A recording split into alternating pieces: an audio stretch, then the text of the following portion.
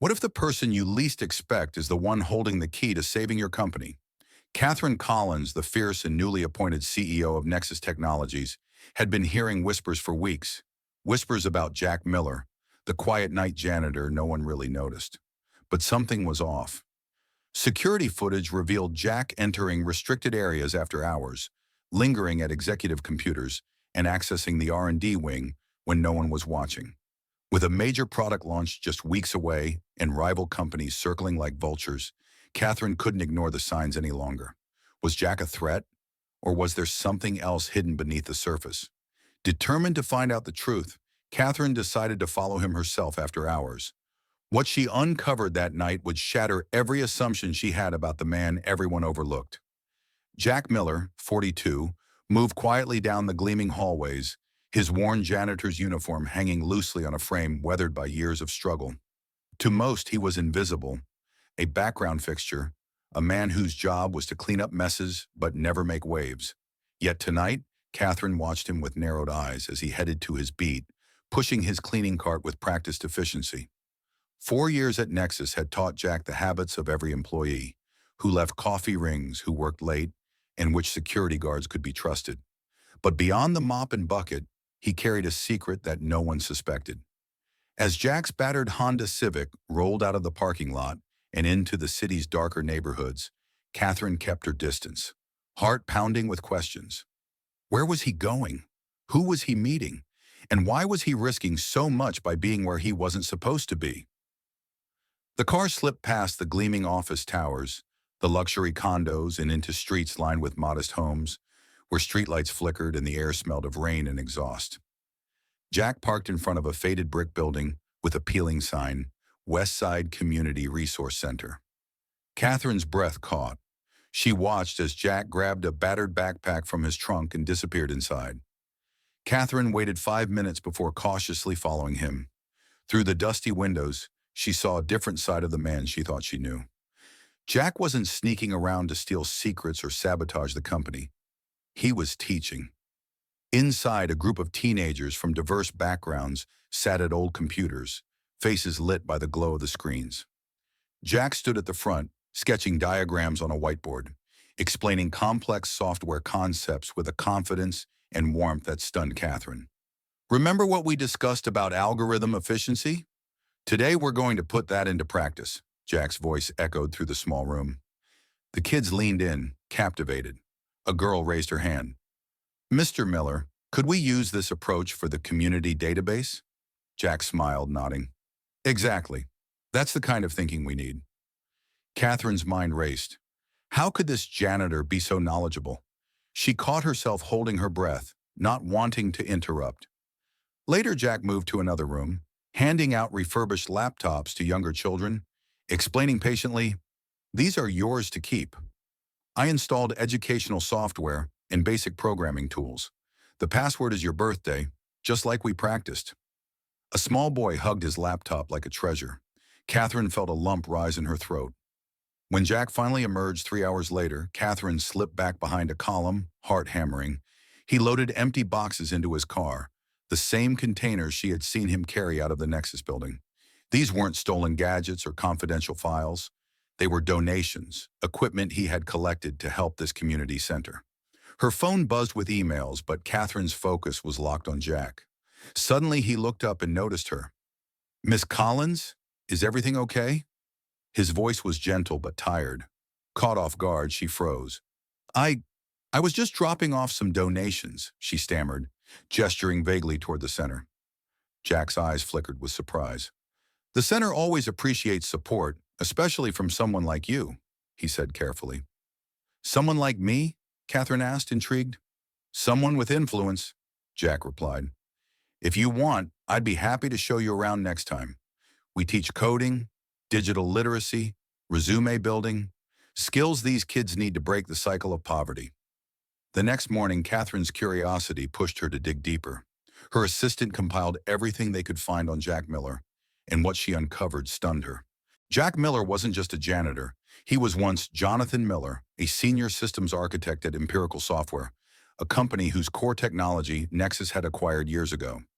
He had been a rising star in the tech industry, until he blew the whistle on unethical shortcuts in life-saving medical software.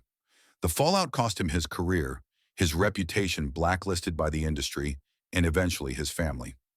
Jack's wife had passed away from cancer, leaving him to raise their daughter Emma alone. Instead of giving up, he turned to this community center, using his knowledge and donated equipment to empower kids who had nowhere else to turn. Katherine sat back in her chair, overwhelmed. The quiet janitor she had watched all these years was a man of principles and brilliance, a man who chose to teach and serve rather than fight a system that had cast him aside. That night, Katherine returned to the community center, this time walking through the front door. The director, an older woman named Diane, greeted her warmly but with surprise. "Jack never mentioned knowing anyone from Nexus," Diane said. "I'm curious about the program," Katherine admitted, taking in the worn furniture and patched-up walls. "Tell me more." Diane's pride was clear as she explained how Jack's classes had transformed the center, giving children a chance to learn digital skills, build resumes, and prepare for internships. "He volunteers all his time," Diane said, "and somehow he finds the equipment he needs, refurbished laptops, monitors, cables, anything he can." Katherine felt something shift inside her, a mix of admiration, guilt, and hope.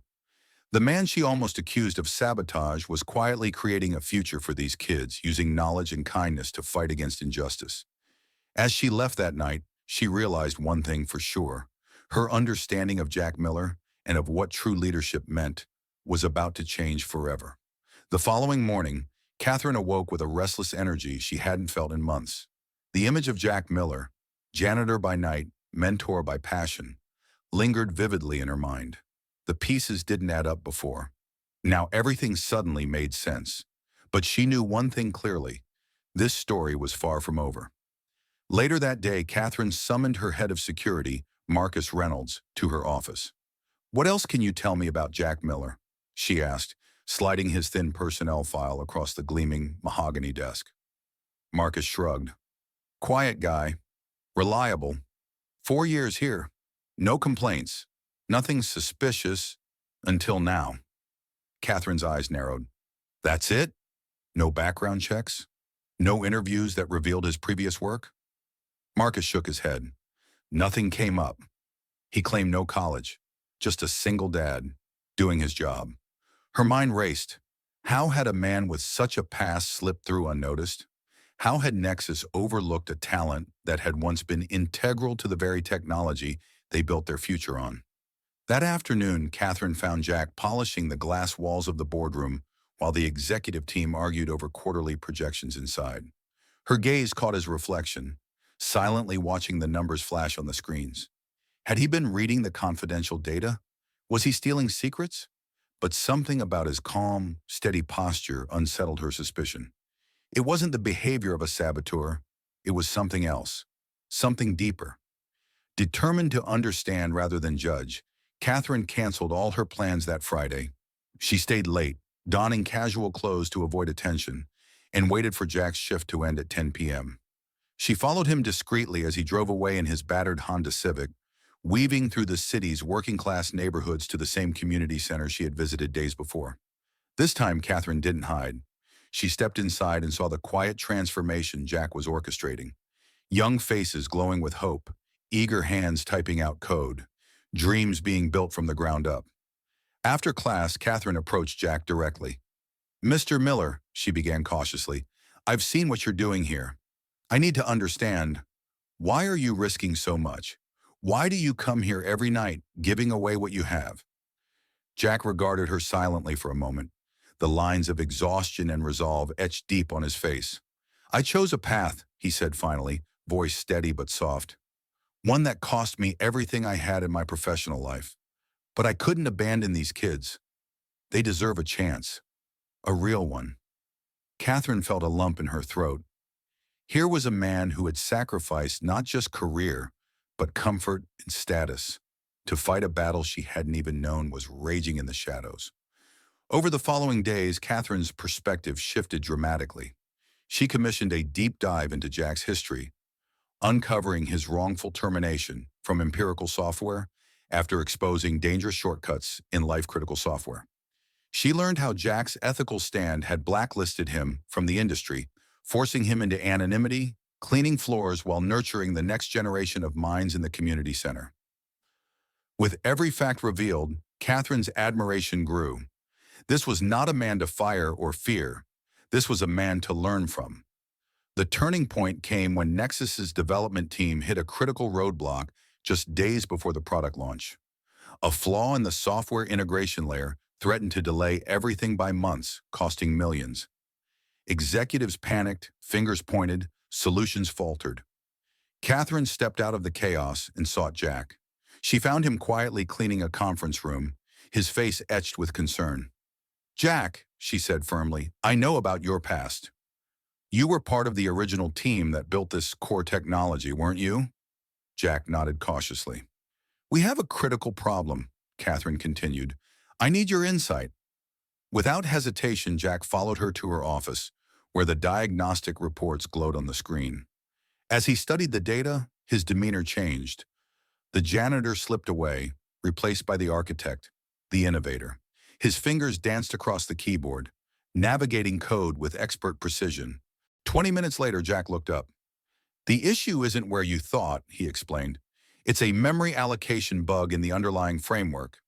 We saw this before. During the original development, the workarounds you implemented are causing cascading failures." "Can you fix it in time?" Catherine asked, hope flickering in her voice. Jack nodded slowly. "I'll need full access and the development team's cooperation." Catherine turned to the stunned executives waiting outside the office door. "This is Jack Miller," she announced. "He's not just our janitor. He's the engineer who built the foundation of our core technology. For the next 48 hours, he will lead the fix." The room fell silent. Some faces betrayed disbelief, others grudging respect. Catherine added with steely resolve, "Listen carefully. While some of you were still learning syntax, Jack was designing this architecture." Over the next 2 days, Jack worked tirelessly with the developers. His experience and insight not only fixed the flaw, but enhanced performance, delivering unexpected efficiencies. When the product launched on schedule, the stock price soared. Catherine called an all-hands meeting the following week. Standing before the entire company, from executives to maintenance staff, she told the story of Jack Miller, the man behind the mop. She spoke of his brilliance, his ethics, and his sacrifice, of how Nexus had failed to see the talent beneath their feet. And then she offered him a place on the leadership team. Jack hesitated. "I must decline," he said quietly. "I chose a path of principles. I found purpose in this community. My work here matters more than any title." Catherine smiled. "Then let us build that purpose together." She announced a new initiative, a technology outreach program for the community center, with Jack at the helm.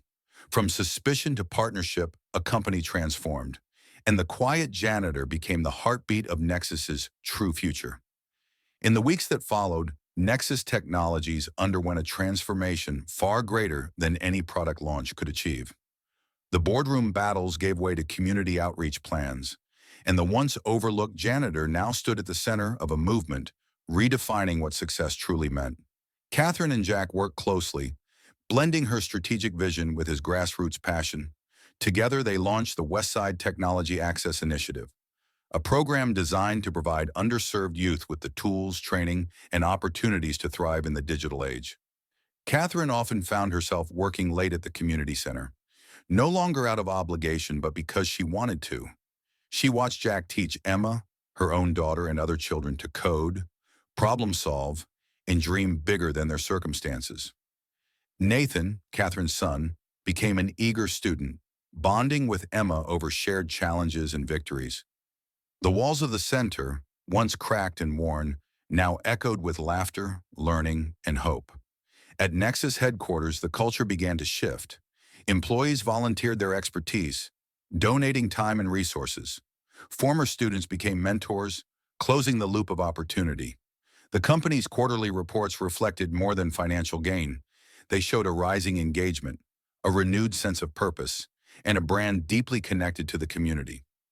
One evening, after a long day of planning, Catherine and Jack sat side by side watching their children collaborate on a coding project. The silence between them was comfortable, a quiet understanding born of shared struggles and mutual respect. Why did you trust me enough to keep teaching here, even after everything you went through? Catherine asked softly. Jack smiled, eyes reflecting a lifetime of pain and resilience. Because someone finally saw me, not as a janitor or a failure, but as a person with something to give. Catherine reached out, her hand brushing his. Sometimes the greatest leaders are the ones who listen first. Their partnership, once improbable, had become inseparable, a testament to the power of seeing beyond appearances, valuing integrity over status, and building bridges where walls once stood. Together, they proved that success wasn't just about profits or prestige. It was about lifting others up, opening doors, and creating a legacy far richer than any balance sheet. As the Westside Center flourished and Nexus thrived, Catherine knew one thing for certain. Following that janitor one night had not only changed the fate of a company, but also restored her faith in humanity and in herself.